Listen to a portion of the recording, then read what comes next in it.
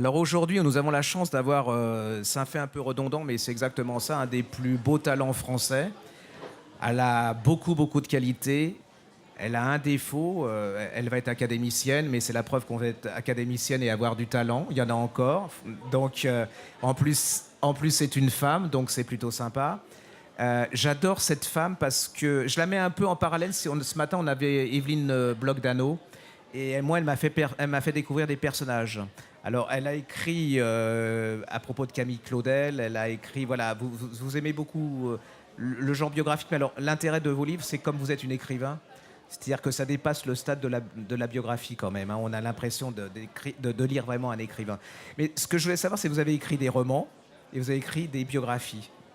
Vous déterminez quand vous aimez les deux autant ou vous considérez d'abord comme vous préférez le roman et la biographie, quelle est votre préférence ou aimez-vous tout simplement les deux En vérité, j'aime énormément le roman. J'aime beaucoup la biographie. J'écris ces deux genres, mais je dirais sans vraiment une volonté de m'engager dans l'un ou dans l'autre. J'ai une passion qui me pousse vers l'écriture. Et ce que j'aime dans le fait d'écrire, c'est raconter une histoire et surtout vivre d'autres vies que la mienne. Je n'aime pas rester enfermée dans ma vie. J'aime bien ouvrir les portes, ouvrir les fenêtres. Et je trouve qu'écrire, c'est ça. C'est finalement mettre ses pas dans des pas de gens qui vous entraînent vers des horizons vastes, lumineux. Et vous choisissez vos héros de biographie comment? C'est par hasard, je suppose. Enfin, c'est un cheminement ou c'est dans votre vie, par exemple, quand vous choisissez Camille Claudel et Paul Claudel, ça vous vient comme ça ou vous vouliez écrire un roman ou comment? C'est ça qui me fascine. J'arrive pas. C'est pas du tout une démarche rationnelle, en vérité. Je crois toujours que les sujets tombent un peu du ciel. Ce sont des rencontres, sans doute que ces rencontres ont des racines dans votre propre histoire ou dans votre propre cœur, mais tout d'un coup, un matin, on a envie, enfin moi en tout cas, j'avais envie de trouver Berthe Morisot, de trouver Romain Gary, de chercher le sens de telle vie ou de telle autre. C'est vrai que je n'écris pas, par exemple, des vies de rois de France ou de reines de France.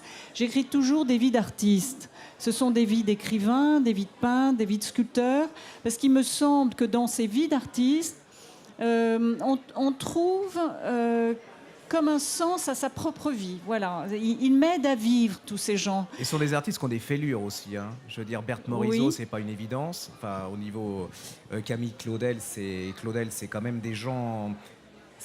Ils ont des problèmes quand même, pour résumer la situation. C'est ça qui vous titille. Mais finalement, quel être n'a pas de fêlure? Voilà, c'est ce qui m'intéresse dans la vie humaine. Moi, je crois que la vie humaine, c'est ça, c'est-à-dire c'est l'incertitude, c'est le doute, c'est la fragilité. C'est tout ça qui m'intéresse. J'aime pas beaucoup les personnalités rock, même si j'aime la force chez certains individus. Berthe Morisot, à sa façon, même si c'est quelqu'un qui est habité par le doute, elle est forte, elle va de l'avant, elle suit son chemin. Finalement, rien ne l'arrête, ni les préjugés, ni les interdits, mais avec sa douceur, elle a de la ténacité. Je crois qu'il n'y a pas d'artiste sans cette force intérieure, sans cette ténacité, mais en même temps, oui, c'est vrai, j'aime bien les êtres un peu fragiles. Et oui. Une question juste comme ça, entre Paul Claudel et Camille Claudel, la préférence, elle va à qui? Parce que dans l'image populaire, enfin dans l'imagerie, le méchant, c'est quand même Paul Claudel et la gentille, c'est Camille Claudel. Oui. Est-ce que, pour vous... Alors, quand on écrit un livre, je pense qu'on ne peut pas écrire noir ou blanc. C'est tout mélangé.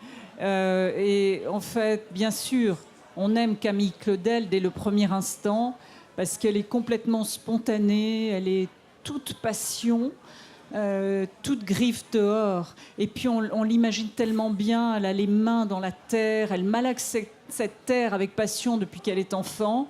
Le jour où, vers l'âge de 50 ans, on l'enferme dans son asile psychiatrique, elle ne touche plus à la terre, même quand les médecins, les infirmières lui en donnent pour l'occuper, elle la refuse, elle cesse de créer. Il y a vraiment, c'est un destin tragique, mais c'est un destin, oui, vraiment, on ne peut qu'aimer Camille Claudel.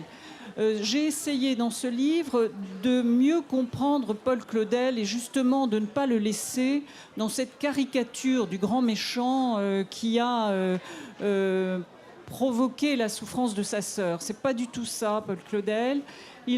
J'espère en tout cas qu'il est dans mon livre avant tout le poète, le grand poète, un des les plus immenses poètes, je crois, de notre langue française, c'est-à-dire l'inventeur de Tête d'or, celui qui a écrit Le soulier de satin. Il n'y a rien de plus beau que Le soulier de satin.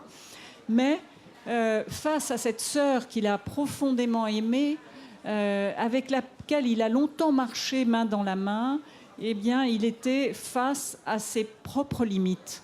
Il n'a pas pu faire face à cette maladie de Camille, parce qu'il y a quand même une maladie de Camille, et il n'a pas pu. Donc il est allé la voir. Il n'a pas complètement abandonné Camille, mais il ne l'a pas prise chez lui, il ne l'a pas sortie de l'asile. Et elle a fini ses jours, c'est vrai, absolument seule. Alors voilà, elle vient de vous résumer exactement son œuvre, c'est-à-dire que c'est ça qui est très intéressant chez Dominique Bonnat, c'est qu'elle essaye de faire sauter les clichés, elle va au plus profond de l'imagerie. Donc moi je peux vous donner un conseil, elle a écrit sur Gala, elle a écrit une biographie extraordinaire sur de Stefan Zweig qui est vraiment extraordinaire, vous allez redécouvrir un autre Zweig et vous allez voir l'intérêt d'avoir des biographies écrites par des écrivains. En plus je vais être sexiste, mais par des femmes parce que c'est une vision... C'est une autre différence parce que toutes les biographies qu'on a souvent sont faites par des hommes et on n'est pas fait pareil quand même. Quelque part, il y a une finesse, une recherche de finesse qui est quand même, il y a quelque chose de différent. Donc je peux vraiment que vous entraîner à lire ces biographies et ces romans parce que voilà, l'un va pas sans l'autre et elle a un style qui est très particulier, que j'adore, qui est une musique qu'on reconnaît tout de suite. Donc je peux vraiment vous pousser à lire. Allez-y parce que en plus c'est comme beaucoup de grands écrivains, elle est très modeste, donc c'est inversement proportionnel à la modestie. Souvent ceux qu'on voit le plus souvent sont ceux qui n'ont pas grand-chose à dire. Je donnerai pas de nom, mais bon voilà. Donc allez-y et voilà. Je peux vous donner, c'est mon conseil de l'après-midi. Allez parler, allez discuter, et allez lire à Dominique Bonnat. Vous allez découvrir un univers, des personnages qui lui sont propres et qui vont faire découvrir d'autres univers et d'une façon très élégante et très talentueuse. Voilà, merci beaucoup. Je vous remercie.